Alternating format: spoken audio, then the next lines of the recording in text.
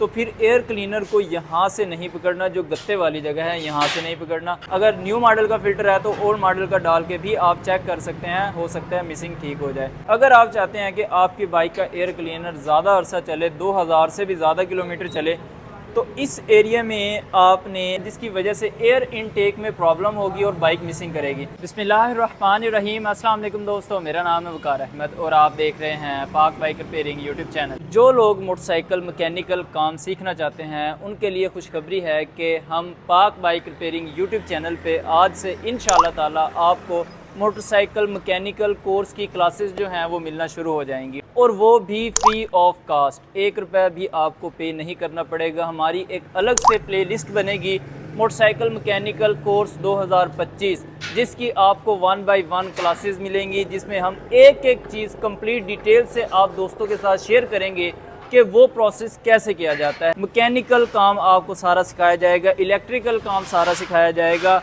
Electric bikes का काम करने का तरीका आपको बताया जाएगा, मुख्तलिफ जो फॉल्ट्स आते हैं उनको ठीक करने का तरीका बताया जाएगा। इंजन का काम CG125 हो गया, 70 हो गई, CB150F, प्राइडर, जितनी भी होंडा की बाइक्स हैं, चाइना की बाइक्स हैं, सभी बाइक्स का काम करने का मुकम्मल तरीका आप दोस्तों के साथ शेयर किया जाएगा। एक एक फॉल्ट, एक एक चीज़ को कवर करने की इंशाल्लाह कोशिश करेंगे। जो काम हमें आता है वो सारे का सारा आप दोस्तों के साथ भी हम इंशाल्लाह शेयर करेंगे। इस कोर्स से इंशाल्लाह ताला आप दोस्तों को बहुत ज़्यादा फ़ायदा होगा। जो लोग मोटरसाइकिल मैकेनिकल काम सीखना चाह रहे हैं और जो लोग अपनी बाइक का खुद काम करना चाह रहे हैं, वो भी हमारी इन वीडियो से बहुत ज़्यादा फ़ायदा उठा सकते हैं। अगर जो लोग खुद काम नहीं करना चाह रहे, उनके पास बाइक है और वो मैकेनिक से काम करवाते हैं, तो उनका भी बहुत ज़्यादा फ़ायदा है। उनको ये पता चल जाएगा ये वीडियो देखने के बाद कि हमने अपने मैकेनिक से अपनी बाइक का काम जो है वो कैसे करवाना है, क्या मैकेनिक हमें मिस गाइड करके ज़्यादा पैसे तो चार्ज नहीं कर रहा। तो ये सारी चीज़ें इंशाल्लाह ताला इस कोर्स में 1 बाय 1 आप दोस्तों के साथ शेयर करेंगे। आज की हमारी पहली क्लास है जिसमें हम आपको बताएंगे कि एयर क्लीनर कैसे रिप्लेस करना चाहिए और टूल जो है वो कौन से यूज़ होते हैं। जो भी हम वीडियो बनाएंगे उस वीडियो में हम आपको टूल्स भी बताएंगे, कौन से टूल किस नंबर के कहाँ पे लगेंगे, सारी डिटेल इंशाल्लाह ताला आप दोस्तों के साथ शेयर करते हैं। चलिए आज की क्लास जो है वो स्टार्ट करते हैं। आज की इस वीडियो में हम आपको एयर क्लीनर जो है चाइना बाइक का तब्दील करने का तरीका बताएंगे 1 बाय 1 इंशाल्लाह। नेक्स्ट क्लास में कार्बोरेटर, टैपर्स, व्हील, चैन एडजस्ट करने का तरीका, ऑयल चेंज करने का तरीका, एक एक चीज़ की अलग अलग से हम वीडियो बनाएंगे। और फिर इंशाल्लाह एक वीडियो ऐसी होगी जिसमें हम आपको कंप्लीट ट्यूनिंग करने का तरीका भी बताएंगे चाइना बाइक का। ठीक है, आज के इस वीडियो में हम आपको एयर क्लीनर तब्दील करने का तरीका बताएंगे। अब सबसे पहला जो काम है हमारा, साइड कवर खोलना है। अब साइड कवर खोलने के लिए बहुत सारे मैकेनिक जो हैं स्क्रू ड्राइवर का यूज़ करते हैं, जो कि नहीं करना चाहिए, क्योंकि इससे जो है कस्टमर के ऊपर एक गलत इम्पैक्ट पड़ता है। अगर आप यही साइड कवर किसी भी चाबी की मदद से, भले ही उस बाइक की चाबी नहीं है, तो ये थोड़ा सा प्रोफेशनल वे आता है। आपने जब भी साइड कवर खोलना है, बजाय स्क्रू ड्राइवर के आप कोई भी चाबी यूज़ करें जो कि उस लॉक के अंदर लग जाए, ये प्रोफेशनल वे है। उसके बाद अगर आपके पास एयर प्रेशर मौजूद है, बेहतर है कि आप बैटरी वगैरह निकालने से पहले एक बार एयर प्रेशर लगाएं। उसके बाद यहाँ पे आपको एक बोल्ट नज़र आएगा जो 10 mm का है। उसको खोलने के लिए आपके पास 10 mm का टी रॉड होना ज़रूरी है। और खोलने के लिए आपने लेफ़्ट हैंड साइड पे ज़ोर लगाना है ऐसे, तो कोई भी बोल्ट जो है वो ऐसे ही खुलते हैं। उसके बाद बैटरी पाइप उतार के इस पत्ती को निकाल लेना है और बैटरी के कनेक्शन डिसकनेक्ट करके आपने बैटरी की वायर्स को नहीं खींचना। अक्सर औकात लोग जो हैं वो वायर्स को खींचते हैं, जो कि वायर्स जो हैं बैटरी की यहाँ से टूट जाती हैं, जिसकी वजह से बैटरी ख़राब हो जाती है। जो ये बेल्ट लगा हुआ है बैटरी का, उसको पकड़ के आपने बैटरी को एहतियात से निकाल लेना है।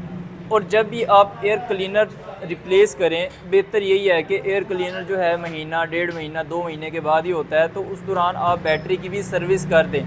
बैटरी के अंदर आप एसिड का लेवल चेक करें, पानी का लेवल चेक करके बैटरी को चार्जिंग पे लगा दें। अब एयर क्लीनर असम्बली निकालने के लिए आपने क्या करना है, बेहतर जो काम है वो आपको बता रहा हूँ। कार्बोरेटर के ये 2 बोल्ट जो हैं वो खोल लेने हैं पेट्रोल बंद करके। कार्बोरेटर बेशक से ना खोलें, अगर आप ट्यूनिंग कर रहे हैं तो फिर आप कार्बोरेटर खोल लें। अगर आप ट्यूनिंग नहीं कर रहे तो फिर आपने जस्ट ये वाले 2 बोल्ट खोलने हैं और फिर एयर क्लीनर असेंबली को निकालना है। बेहतर तरीका आपको बता रहा हूँ।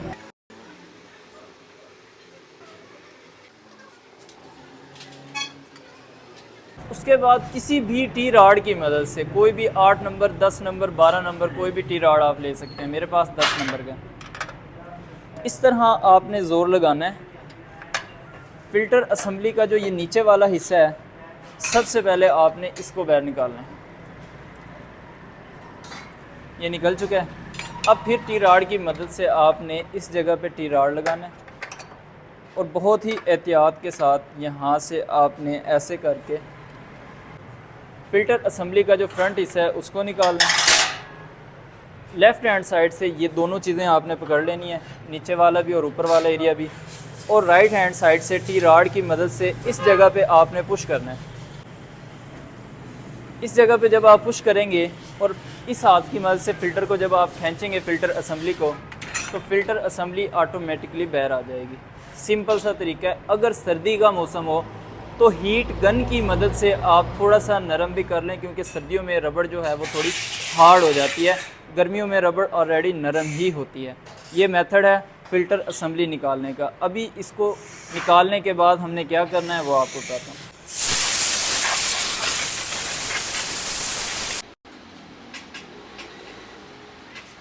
फ़िल्टर असेंबली को बाहर से अच्छी तरह साफ़ करने के बाद स्क्रू ड्राइवर की मदद से ये वाला स्क्रू जो है इसको लूज़ करना है।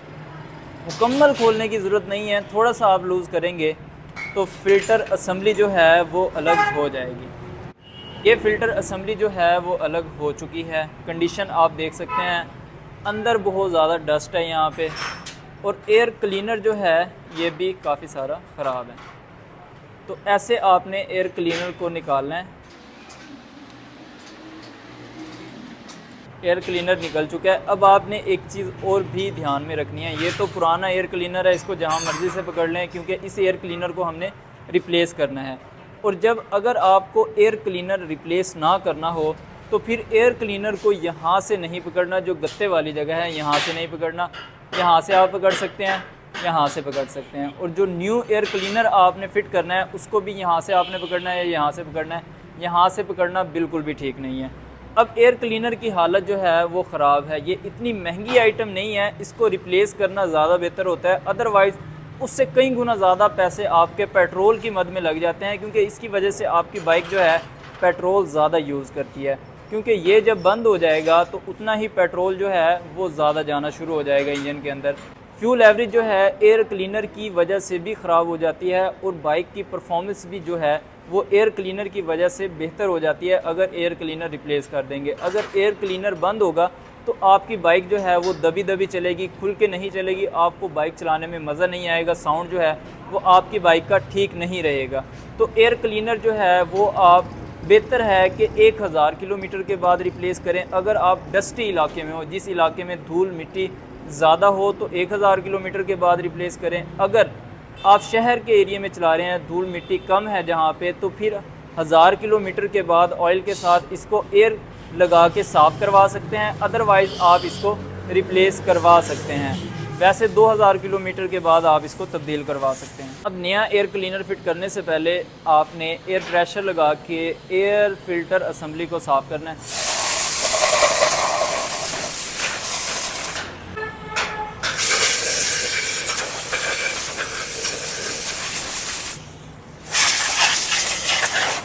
अब यहाँ पे आप देख सकते हैं जो चेसी है, इस जगह पे पेंट डैमेज होने के बाद जो है वो रस्ट लगना शुरू हो चुका है।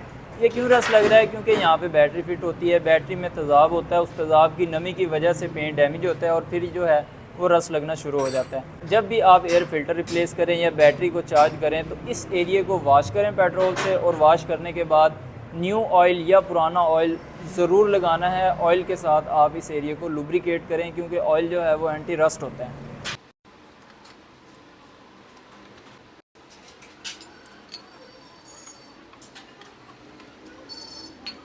अभी बारी है न्यू एयर क्लीनर फ़िट करने की। क्रॉनलिफान कंपनी का हम एयर क्लीनर जो है वो फ़िट कर रहे हैं। CD70 CDI ये ओल्ड मॉडल का है। एक यूरो 2 का होता है जो न्यू मॉडल में फ़िट होता है और एक ओल्ड मॉडल का होता है। अब आपकी बाइक में पहले अगर ओल्ड मॉडल का एयर क्लीनर निकले तो आपने ओल्ड मॉडल का ही एयर क्लीनर फ़िट करना है। अगर आपकी बाइक में किसी किस्म का कोई मिसिंग का इशू नहीं है, अगर आपकी बाइक में पहले न्यू मॉडल का फ़िल्टर निकले तो आपने न्यू मॉडल का फ़िल्टर ही फ़िट करना है, अगर आपकी बाइक में मिसिंग नहीं है। हाँ, अगर बाइक में मिसिंग का प्रॉब्लम है तो फिर ओल्ड मॉडल का फ़िल्टर निकले तो न्यू मॉडल का फ़िट करके चेक कर सकते हैं, हो सकता है मिसिंग ठीक हो जाए। अगर न्यू मॉडल का फ़िल्टर है तो ओल्ड मॉडल का डाल के भी आप चेक कर सकते हैं, हो सकता है मिसिंग ठीक हो जाए। तो आप दोनों में फ़िल्टर में फ़र्क चेक कर सकते हैं। ये फ़िल्टर जो है डस्ट की वजह से काफ़ी ज़्यादा ख़राब हो चुका है और ये फ़िल्टर जो है बिल्कुल ठीक है क्योंकि ये तो नया है।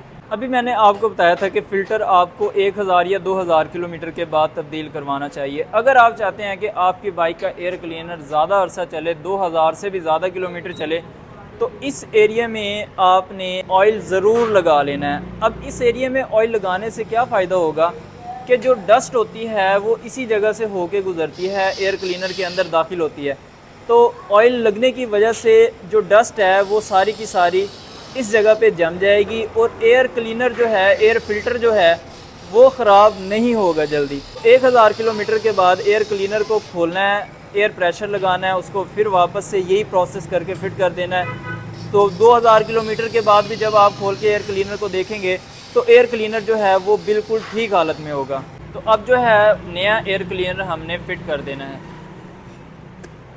क्राउन लिफान कंपनी की कोई भी प्रोडक्ट आप क्राउन ई शॉप से भी परचेज़ कर सकते हैं, लिंक आपको डिस्क्रिप्शन में मिल जाएगा। अगर आपको 15% डिस्काउंट चाहिए तो डिस्काउंट कोड वाली जगह पे आप लिखेंगे PBR15 ऑफ तो 15% डिस्काउंट भी मिल जाएगा। पाकिस्तान के किसी भी शहर में क्राउन लिफान कंपनी की कोई भी प्रोडक्ट आप मंगवा सकते हैं। अब आपने देखा कि हमने एयर क्लीनर असम्बली को कैसे फ़िट किया। एक एयर क्लीनर असम्बली जो फ्रंट वाली होती है, यहाँ पे एक होल होता है, ये होल जो है आपने इसी साइड पे रखना है। और एयर क्लीनर असम्बली को अगर आप गौर से देखें तो वो इस तरह अगर आप पकड़ेंगे तो इसकी फ्रंट साइड जो है वो डाउन होगी, तो इसको फ्रंट साइड इसकी डाउन ही होनी चाहिए। अगर हम इसको सीधा फिट करें तो यहाँ से इसकी जो ये वाली साइड होगी ये इसकी अप होगी, तो ये अप होनी चाहिए। और जो क्लिप है वो आपने इसी जगह पे रखना है। अगर आप सीधा फिट करें तो ऊपर वाली साइड पे आपने इस क्लिप के स्क्रू को रखना है और यहीं पे टाइट करना है। यहाँ पे आप रखेंगे तो प्रॉब्लम होगी बैटरी फिट करते हुए और एयर क्लीनर असम्बली निकालते हुए, और आप ऐसे ही फिट करेंगे। अगर आप इस एयर क्लीनर असम्बली को ऐसे फिट करेंगे तो फिर ये जो बनावट है चेसी की वो इस हिसाब से है कि ये जो एरिया है जिस जगह से एयर का इनटेक होता है ये जो है मडी गार्ड के साथ या चेसी के साथ टच हो सकता है, जिसकी वजह से एयर इनटेक में प्रॉब्लम होगी और बाइक मिसिंग करेगी। तो लिहाजा आप इसको ऐसे ही फिट करेंगे, न्यू मॉडल हो ओल्ड मॉडल हो कोई भी एयर क्लीनर असम्बली हो तो उसको आपने ऐसे ही फिट करना है और स्क्रू को टाइट कर देना है।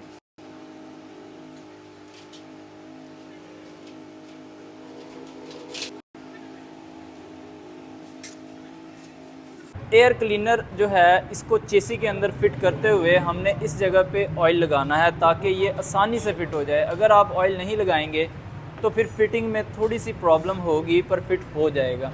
लेकिन बेहतर यही है कि इस जगह पे आप ऑयल लगा लें और बहुत ही आसानी से आप इसको फिट कर सकते हैं। थोड़ा सा आपने इसको बेंड करना है आगे वाली साइड से। इतना फिट करने के बाद आपने फ़िल्टर असम्बली को बैक साइड से यहाँ से ऐसे बेंड कर लेना है, ठीक है। जब ऐसे बेंड हो जाए तो इस अंगूठे की मदद से यहाँ से आपने इसको आगे की तरफ पुश करना है और इस हाथ से आपने हल्का हल्का इसको हिलाना है, तो ये ख़ुद ब खुद जो है वो फिट हो जाएगा।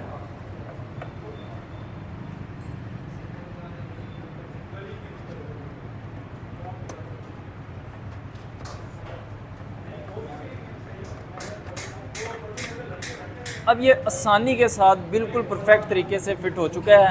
अब कार्बोरेटर हम वापस फ़िट कर देते हैं। अब कार्बोरेटर इंसुलेटर जो है उसके ऊपर उस पर आप गौर से देखेंगे तो आपको रबड़ का रिंग नज़र आएगा। जो रबड़ के रिंग वाली साइड होगी वो आगे वाली साइड पे होगी, बैंड वाली साइड पे, और इसकी एक साइड ज़्यादा नीचे है और एक साइड कम नीचे है। जो ज़्यादा नीचे वाला एरिया है उसको नीचे वाली साइड पे ही रखना है आपने। ऐसे आपने इसको फ़िट कर देना है। जब ये फ़िट हो जाएगा तो इसके 2 बोल्ट हैं, दोनों बोल्ट्स आपने लगा के इनको टाइट कर देना है।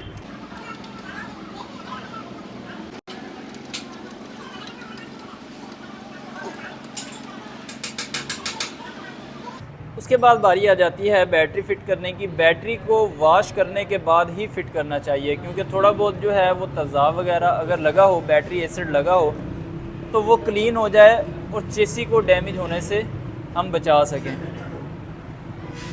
बैटरी की वायर्स के कनेक्शन इंतहाई सिंपल हैं। रेड के साथ रेड वायर अटैच कर देनी है, वो पॉजिटिव होती है, और ग्रीन के साथ ग्रीन वायर अटैच कर देनी है, वो नेगेटिव वायर होती है। दोनों वायर जो हैं वो अटैच हो चुकी हैं।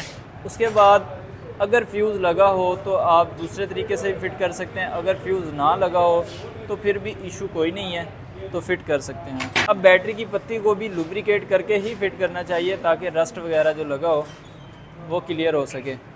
अब इसकी पत्ती के साथ ये जो लॉक है ऊपर अटैच नहीं हो रहा, अगर ना हो तो कोई प्रॉब्लम नहीं है, लेकिन ज़्यादातर जो होंडा की बाइक होती हैं उनमें ये फ़िट हो जाता है। जो चाइना की बाइक्स होती हैं उनमें थोड़ा बहुत प्रॉब्लम होता है। अगर ना भी हो तो कोई इशू नहीं है, आपने बोल्ट लगा के बोल्ट को कस देना है।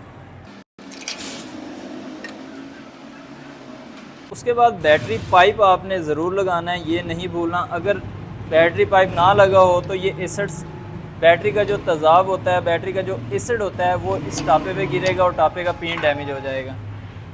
उसके बाद साइड कवर लगा देना है आप। अब सबसे लास्ट में बाइक को एक बार स्टार्ट करके भी ज़रूर चेक कर लेना है।